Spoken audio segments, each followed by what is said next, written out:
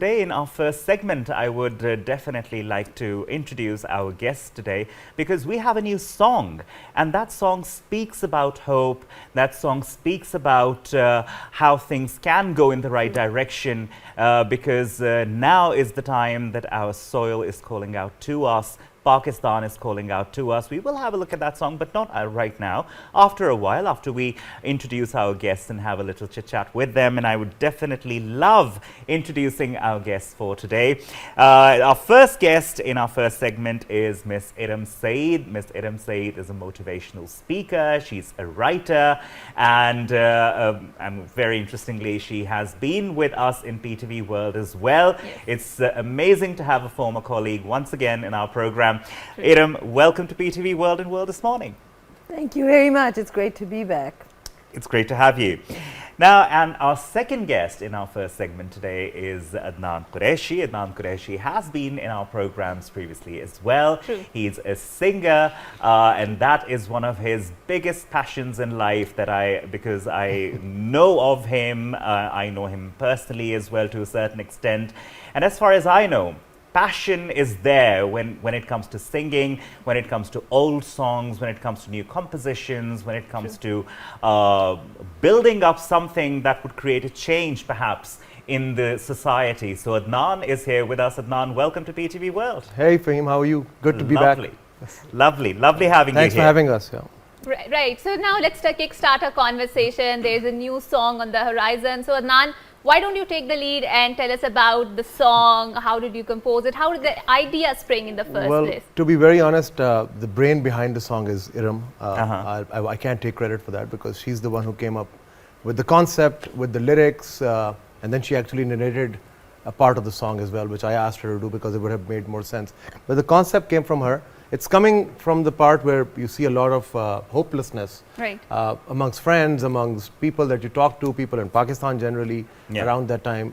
So that's where it came from, and her concept was that hopelessness is basically kufr. It's not allowed in Islam. True. So you can't be hopeless, and that's the basic theme of the song. That agreed that we are in despair right now. There's darkness, whatever you may call it, but we are moving towards a certain path, and if we keep hope, we will get past this, and Pakistan will rise again, and Pakistan will be amazing again, and there's no need to be hopeless no matter what. So that's what the song talks about. It's a journey. If you listen to the whole song from the beginning to the end, hopefully people don't skip and just say, oh, it's too sad in the beginning, but it just goes up to the end when I talk about Shaheen Ban, Udan Le. So the whole concept is that journey from hopelessness to hope. May I interject? And then Eram May I Yes, interject? please. Please go ahead. We've been friends for a long time. Yes. He's absolutely right, and hopelessness is not just that it's kufr. Of course it is, but it's also the beginning of the end for a person on an individual level or for a nation.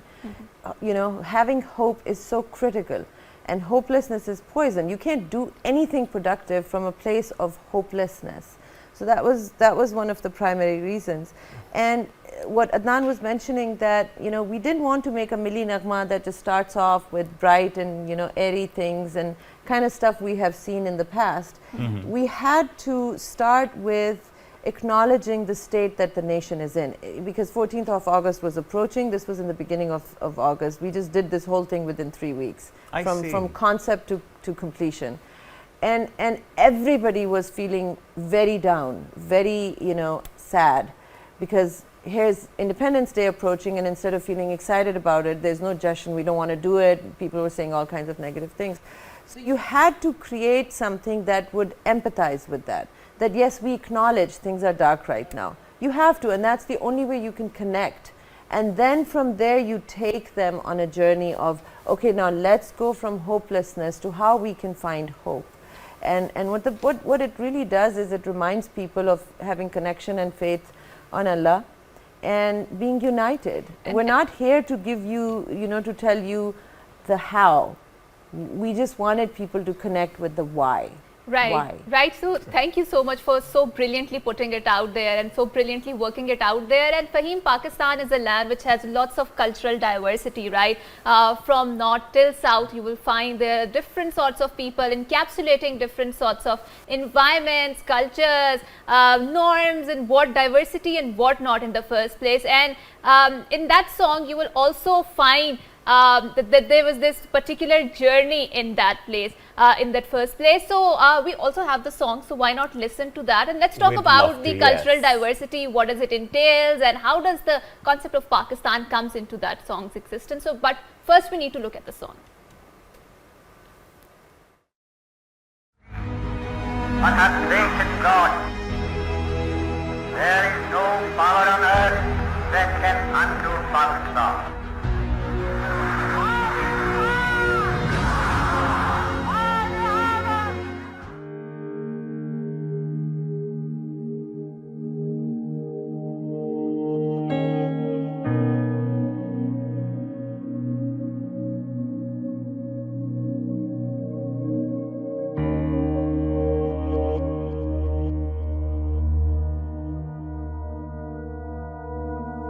तारीकियां और वहशतें ये सिसकती सी ख्वाहिशें नए जाल से नई चाल से हर काम लुटती जरूरतें जो ख्वाब आँख में था ताबीर वो नहीं है उम्मीद की कोई किरण कहीं दूर तक नहीं है कहीं दूर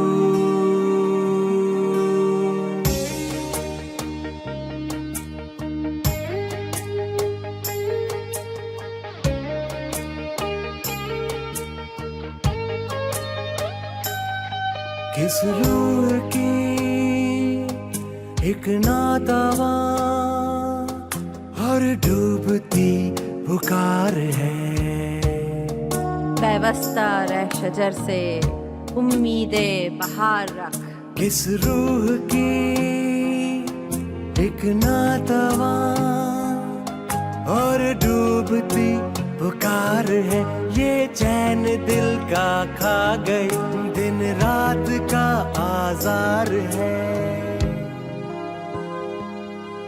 मिट्टी ने सींचा खून से शादाब है ये कौपले अब जाग भी तूफान की चारों तरफ है आहट इस कौम को क्या हो गया हर फर्द इसका सो गया अब जागना पड़ेगा वरना शहर इसमार है वरना शहर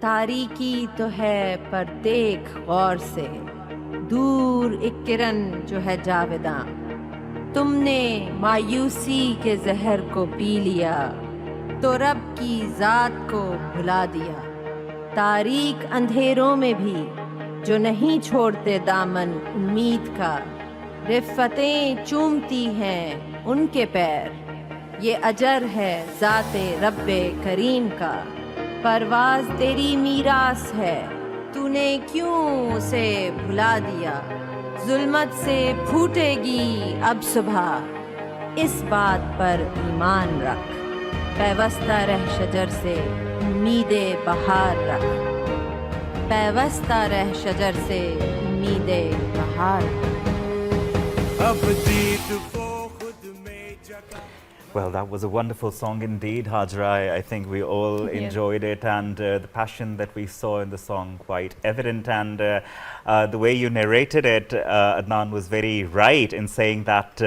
nobody could have done it better because you wrote it. Definitely the passion would come in the narration. And the ending is even more powerful when he ends it. It's really, you want to get up from your chair and do something. No, honestly, yeah. Yeah, and now let's talk about the cultural diversity. Since you're talking about the Pakistan, and obviously we couldn't show the entire video, entire song, but how do you depicted the cultural diversity of Pakistan in that song? And obviously it is linked with the hope and how the hopelessness is not very amazing. Obviously, you have empathized with the people. Yes, there is things are down out there, but generally in this regard, how do you, go about you know, it? as I said, the whole project from concept to completion took us 3 weeks. Cultural diversity is depicted in a couple of images. We did use that, but more, I think it was more challenging for us was to keep it very neutral, because we're so divided right now. If we showed a certain image, people would be like, oh, they're doing it for so and so, and or they're doing it. So our challenge was to keep it very neutral, so that everybody can connect with it and say, yes, this is for me, this is my Pakistan. No, that is true. That must have been a challenge, because It we was. are working towards cultural inclusivity as well, Hajra. And definitely, like you spoke about empathy, when we talk about this Sufism aspect of life, you're a motivational speaker as well. We Yes. know of that. You give ideas, you talk about the purpose of life. And I think being emotionally intelligent is one of the things which is very, very important when it comes to a Sufi way of living, right? Yes. So could you shed some light on that as well, that part of your personality as well? You know, it's I wouldn't even call it really Sufi aspect of life. It's true Islam. True Islam was about batin. I mean, that's what Sufism is about, right? True. It's about batin. And if you look at the Islamic history, the first 12 to 13 years of Islam, Prophet ﷺ really focused on the batin. It was about taqwa, it was about tawheed, it was about tawakkul. Those were the things that were inculcated for so long and so well that by the time that Makkah was conquered and the rest of the ahkam came through, it was just an outer expression of the inner that was just flowing through very easily. What we are going through here in Pakistan, and since I started my channels and I started talking about Islam, one of the biggest backlash I had was, how dare you? How dare you speak about Islam? How dare you take Allah's name? How dare you speak about Prophet ﷺ? You're not covered up, you don't have the right, blah blah blah. And that was a shock to me, because we are so focused on the zahir, Fahim. We have become fake. We expect our thought leaders to be fake. We want them to have a certain persona. We are okay if they do other stuff behind the scenes. We just don't want to deal with it. We want to believe they are perfect. Yeah. And we then, of course they fall, because nobody's perfect. And that was so I stood my ground, because I continuously kept saying, okay, so what you see is an imperfect human Muslim. This is what you see, right? I'm an imperfect Muslim. Well, guess what? I admit it. I'm okay with it. And the beauty of this aspect is that imperfection, Hajra, and you would agree as well, Eram, perfection lies in the imperfection of humans. It does. It does. And it's like Allah Ta'ala doesn't expect perfection from us. That's true. There was only one perfect hasti, That's Rasulullah true. That's the Sallallahu Prophet, Alaihi yeah. Wasallam, Ahle Bayt. Sallallahu Alaihi Wasallam. They are gone now. We are all imperfect. We need to accept our imperfections, because when you don't, and I don't want to go into my motivational talk here, but when you don't accept your imperfection, guess what? You create distance between you and your Creator. You think Allah won't love me unless I'm perfect. But Allah loves you the way you are, because He made you. He knows you're not perfect. So give up the pretense. That's very true, and thank you for saying that. So now I think coming to Adnan. Yeah. Adnan, since you're very passionate about songs, and Alhamdulillah, you have been to our show before, and culture is represented in the songs a lot, right? So Sure. we've seen in the movies, in the books, this is the soft power through which your culture is reflected, through which your cultural diversity is reflected. And when you particularly talk about songs, so how is generally the response about this song so far, and what sort of response do you expect from the people out there? I think, as Eram mentioned, that we kept the song very neutral, kept it very Pakistan-centric with a lot of hope Right. and unity. The message was that. So I don't think we've got a lot of backlash as far as that is concerned. People have Barely, yeah. People have resonated with the message overall. And I think the diversity part that you keep mentioning, I think we've shown that with the children, Shadab Kije, you complain, that part, that lyric over there. We have a lot of diversity over there with all sorts of different children from Pakistan showing in that video. But I think as an artist, I think it is our responsibility to pass on messages of hope when there's hopelessness. I mean, it is every artist's responsibility. Responsibility, I think agree, we should do whatever we can in that limited scope that we have. And I mean, if we, whatever we can, we should try to bring it out there and, and positive messages. And another beautiful part that I found about this is that this is totally non-commercial and non-profit based. We've spent money on it for him. We haven't made anything. We have spent money out of A pocket. lot of it. We're not monetizing it. It was like, let's just give it to the nation. This is an amanat of the nation. We'll give it to them. Baki, whatever Allah Ta'ala wants to do with it. Of course, Lovely. of course. I think my request to your audience, whoever's watching, is to share it, to like it, and then of course, watch it for as long as you possibly can. Aajkal, the attention span with songs is, my kids tell me it's 30 seconds. That's true. I mean, they'll skip to the next song or the next song. So people don't even want to watch anything for more than 30 is too long. 30 seconds even is too. So I mean, Right, so the right. challenge then becomes, as an artist, is that you want to put the best part of the song right at the beginning. But in this case, we had to move from a slower start to the very high tempo at the end. Yes. So maybe people should watch this song in backwards. Just go to the end of the song and start from there, and then they can become those Shaheens and then come down to despair. Right. I mean, maybe that might be a good technique to do it. I don't know.